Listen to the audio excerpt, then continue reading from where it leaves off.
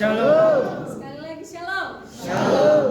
Puji nama Tuhan untuk kesempatan kali ini saya boleh berdiri di depan ini untuk menyampaikan kebenaran firman Tuhan. Tapi sebelum saya menyampaikan kebenaran firman Tuhan, saya akan perkenalan. Mungkin ada beberapa dari adik-adik yang belum kenal saya atau belum? Belum sama sekali. Oke, perkenalkan nama saya Diah Safikalaya. Saya sekarang semester 7. Saya berasal dari Pulau Nias Selatan.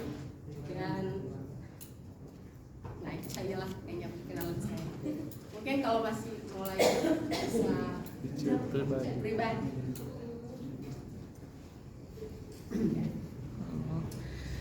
Baik, saudara-saudari dan Bapak Ibu sekalian, tema yang saya ambil pada hari ini adalah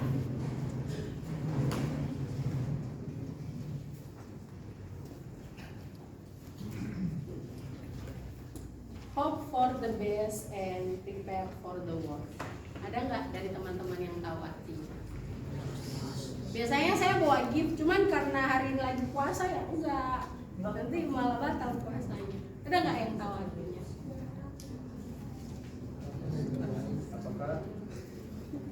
Ada yang berharap yang terbaik dan bersiap untuk yang terburuk. Amin.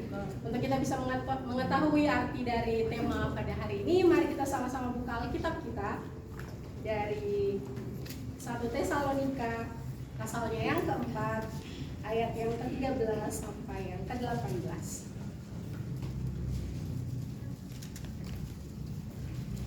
Sudah menemukan semua? Saya undang kita semua untuk bangkit berdiri jika sudah menemukan. Masih dulu berarti belum ketemu. Ayo, gimana misalnya?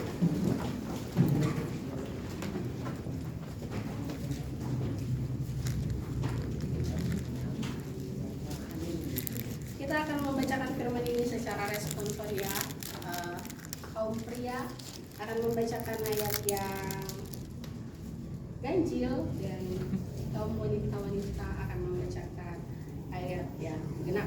Di atas perikop kedatangan Tuhan. Selanjutnya, kami tidak mau, saudara-saudara, bahwa kamu tidak mengetahui tentang mereka yang meninggal, supaya kamu jangan berduka cita seperti orang lain yang tidak mempunyai pengharapan. Karena jikalau kita percaya bahwa Yesus telah mati dan telah bangkit, maka kita percaya juga bahwa mereka yang telah meninggal dalam Yesus akan dikumpulkan Allah bersama-sama dengan Dia. Ini kami katakan kepadamu dengan firman Tuhan, kita yang hidup, yang masih tinggal sampai kedatangan Tuhan, sekali-kali tidak akan mendahului mereka yang telah meninggal. Sebab pada waktu tanda diberi, yaitu pada waktu pembunuh malaikat berseru dan sangkakala Allah berbunyi, maka Tuhan sendiri akan turun dari surga dan mereka yang mati dalam Kristus akan lebih dahulu bangkit. Sudah itu kita yang hidup, yang masih tinggal, akan diangkat bersama-sama dengan mereka dalam awan menyongsong Tuhan di angkasa. Demikianlah kita akan bersama dengan Tuhan. Kita bersama-sama. Karena itu Timbulkanlah seorang akan yang lain dengan perkataan ini. Amin. Haleluya. Silakan kembali. Kalau hari ini tema saya terdapat kata hope, berarti ada terbesit suatu harapan yang akan kita bahas. Tapi sebelum kita masuk ke dalam tema, kita perlu tahu terdahulu kenapa sih siapa yang nulis surat Tesalonika? Jun. Ya. Kenapa Paulus menulis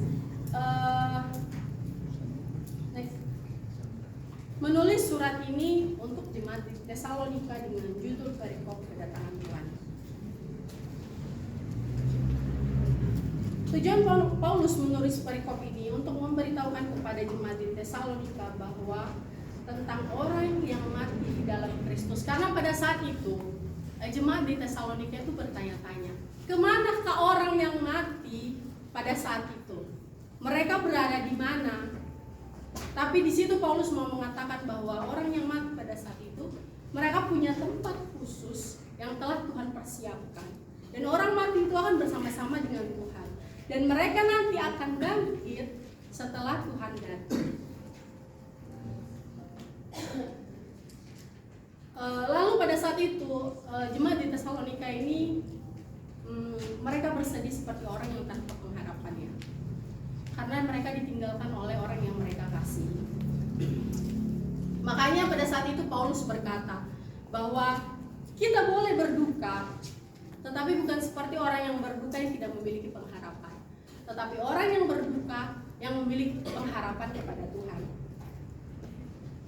Jadi pada saat itu Paulus tidak melarang, silahkan Anda bersedih, meluapkan duka cita, tapi jangan seperti orang yang berduka tanpa pengharapan.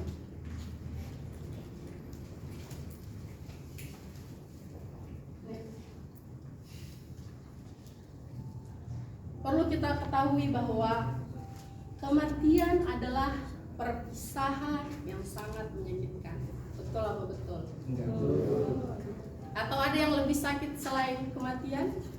Atau ada yang lebih sakit selain kita ditinggalkan oleh orang yang sangat kita sayangi, oleh orang yang menjadi support kita?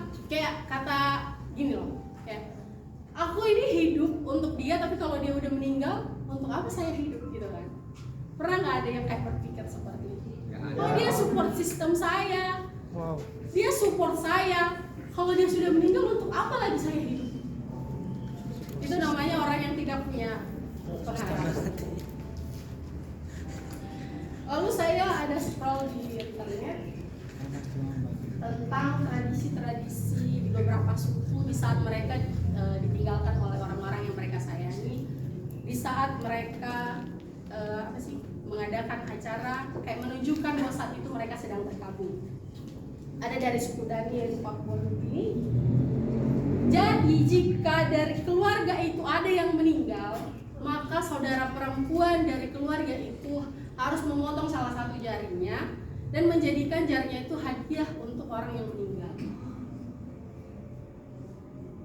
Dia memotong jadi kayak tanda, ini hadiah buat mereka yang telah meninggal. Lalu ada juga dari masyarakat Ifugao di Filipina, yaitu di saat ada orang meninggal, yang meninggal itu akan didudukkan di depan rumah yang meninggal tersebut, terus tangan dan kakinya diikat, lalu matanya ditutup. Kenapa matanya ditutup? Kata orang sana, supaya dia tidak melihat lagi penderitaan yang dirasakan oleh orang yang masih hidup. Itu menurut kepercayaan mereka. Lalu selama 8 hari dia akan duduk di tempat itu, dan orang-orang di tempat itu akan melakukan tradisi selama 8 hari untuk mengantarkan orang yang meninggal ini sampai ke tempat akhir. Kayak jauh banget sama pembahasan kita hari ini ya, dengan tradisi yang mereka lakukan. Itulah bukti kalau mereka sedang berkabung. Lalu kalau dari Nia saya nggak tahu pasnya di mana, cuman ada beberapa kali di tempat di Jakarta kalau saya pergi ke tempat orang berduka ya, di saat orang yang meninggal itu, tapi yang sejauh ini yang saya temukan yang sudah berumur. Jadi mereka akan menari mengelilingi peti jenazah tersebut. Kalau sama kami itu dikatakan kayak diputar musik di Javeto. Mereka akan menari mengelilingi peti jenazah tersebut. Saya heran karena di kampus saya itu tidak dilakukan. Itu dunia soalnya sinis banget ya. Nah itu harus dilakukan. Lalu saya juga ada lihat di internet, saya nggak tahu itu dari Bataknya yang mana, tapi di saat ada orang meninggal itu, yang ibu-ibunya itu akan rambutnya disanggul, mereka kayak di salon gitu mempercantik diri. Padahal saat itu mereka sedang keadaan berduka atau berkabung. Itu adalah beberapa cara orang mengungkapkan rasa bahwa dia saat itu sedang berkabung.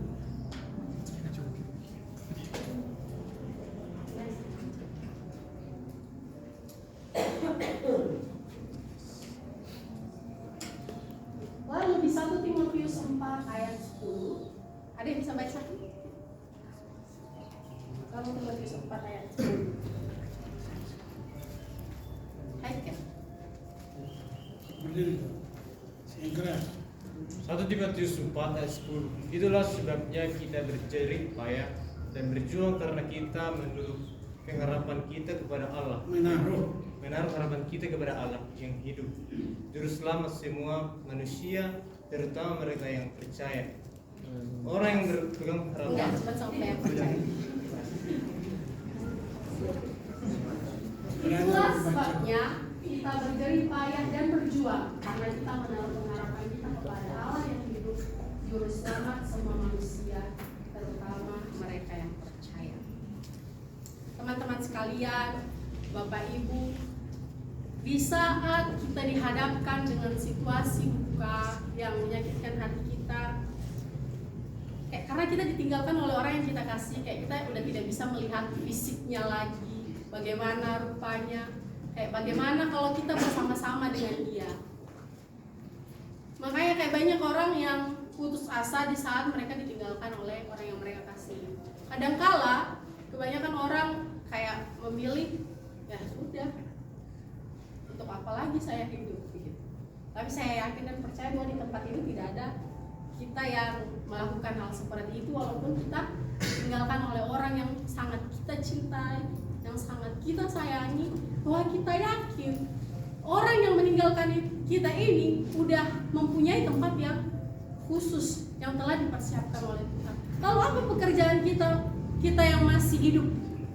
Apakah kita akan larut-larut dalam kesedihan kita? Apakah kita akan terus menangis sampai maut menjemput kita?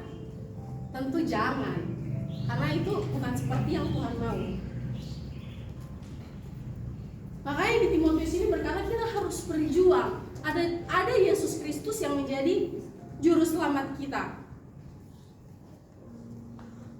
Orang yang berpengharapan bukanlah orang yang pasif, murung, atau tidak berdaya, melainkan orang yang percaya diri, bekerja, dan berjuang.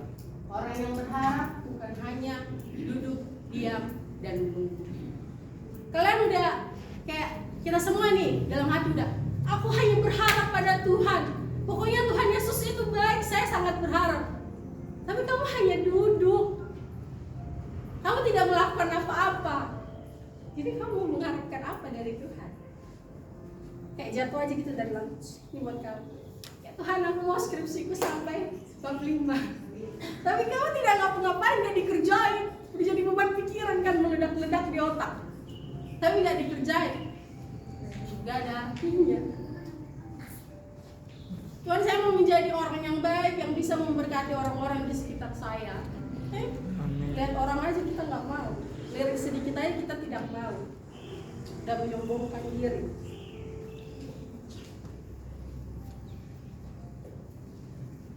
Maka terlepas dari itu semua, Paulus itu mau mengatakan kepada kita sebagai manusia yang masih hidup itu kan kita berharap pada Tuhan, tapi dengan bekerja.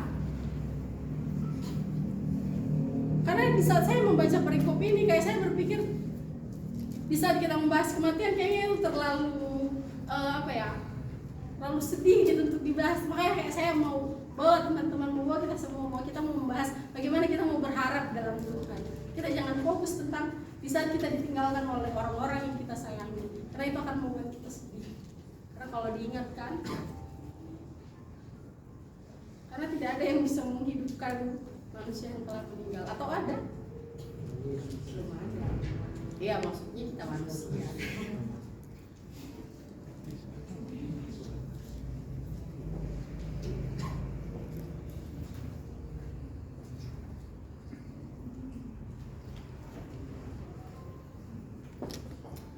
Lalu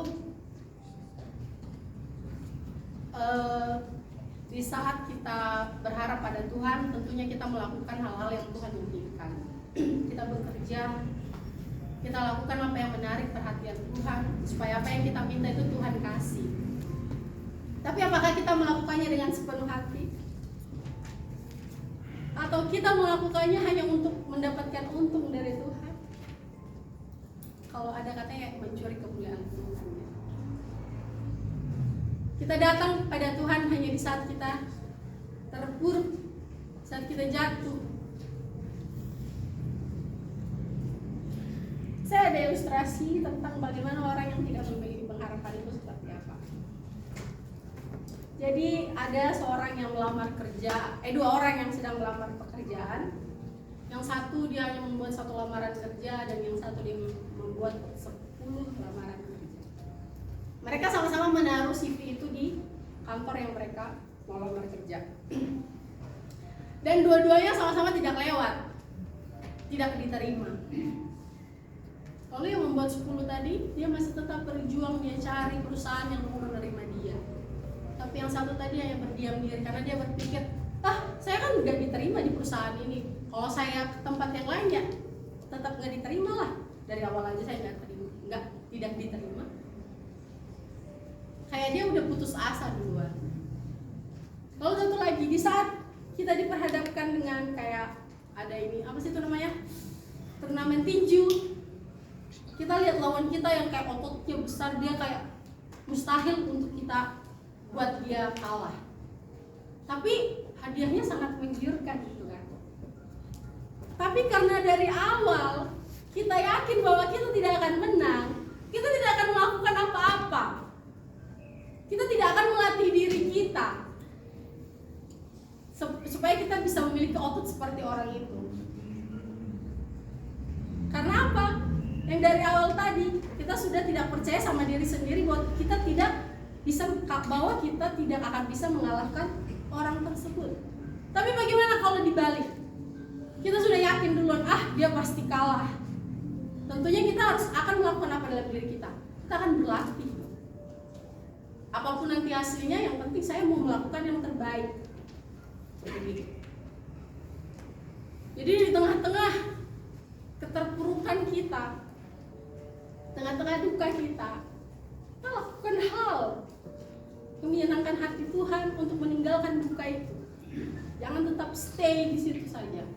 Berdoa dan bekerja. Ya, berdoa dan bekerja. Amin. Karena tidak akan jatuh begitu saja. Next. Prepare for the worst. Mempersiapkan diri untuk menghadapi hal-hal yang tidak kita inginkan dengan belajar tentang kesabaran, ketulusan, kerendahan hati, penguasaan diri, dan sikap hati yang benar. Kita belajar untuk mengandalkan hikmat dan kekuatan yang dari Tuhan. Apa jadinya jika kita tidak pernah berada di bawah? Mungkin saja kita akan semakin bermegah dengan kekuasaan sendiri. Apakah ada di tengah-tengah kita yang mengalami hal tersebut? Kayak selalu bisa gitu, ngelakuin ini bisa, itu bisa, semuanya bisa. Lalu tiba-tiba di saat kita dihadapkan dengan hal yang kita tidak inginkan, kita menyalahkan Tuhan. Tuhan sudah tidak mengasihi saya. Tuhan berpaling dari saya. Pernahkah kita memikirkan hal seperti itu? Pernah tidak? Pernah. Karena kita sebagai manusia, kita menyalahkan Tuhan, padahal kita sendiri yang salah. Tapi karena itu tadi, kita merasa benar, kita bermegah diri, apa yang saya lakukan ini sudah benar. Tiba-tiba di saat kita diperhadapkan dengan hal yang tidak kita inginkan, kita salahkan Tuhan.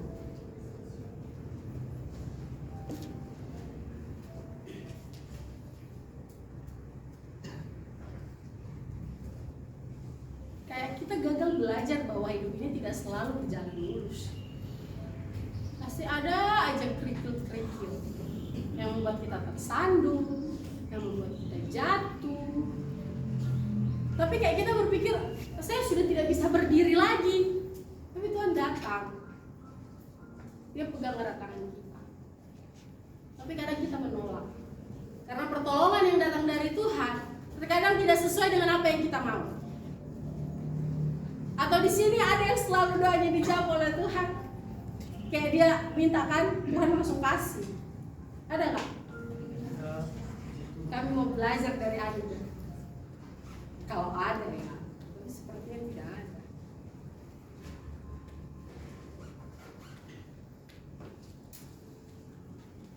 Maka di saat kita hidup tidak sesuai dengan apa yang kita harapkan, tidak sesuai apa yang telah kita rangkai, kita jangan menyalahkan Tuhan. Mungkin kecewa wajar ya, tapi sekecewanya kita, jangan pernah kita berpaling dari Tuhan. Karena tidak akan datang pertolongan dari hal lain selain dari Tuhan. Amin. Amin. Kita harus tahu bahwa Tuhan itu sangat baik dalam hidup kita. Makanya di perikop ini dikatakan ada tempat khusus untuk mereka yang mati dan kita yang masih hidup. Fokus untuk menjalani kehidupan.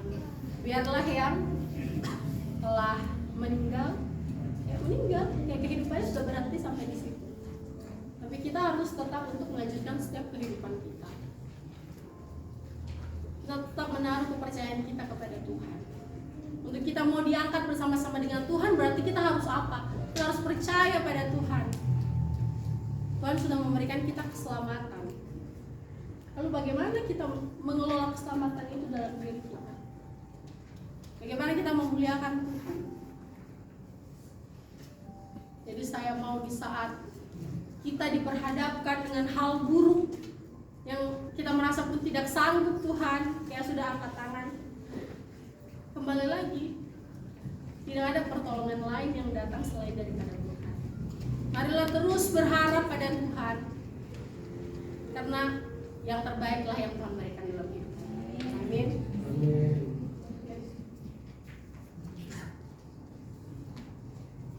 Ada yang bisa membaca kayak kita? Rosa. Filipi 4 ayat 6 sampai 7.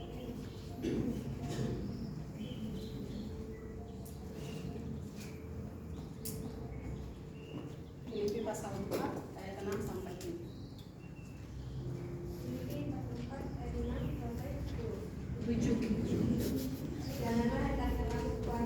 Yang keras suaramu kalau enggak kau di depan. Filipi 4 ayat 6 sampai 7. Janganlah hendaknya kamu khawatir tentang apapun juga, tetapi nyatakanlah dalam segala hal keinginanmu kepada Allah dalam doa dan permohonan dengan ucapan syukur. Damai sejahtera Allah yang melampaui segala akal akan memelihara hati dan pikiranmu dalam Kristus Yesus. Amin. Next.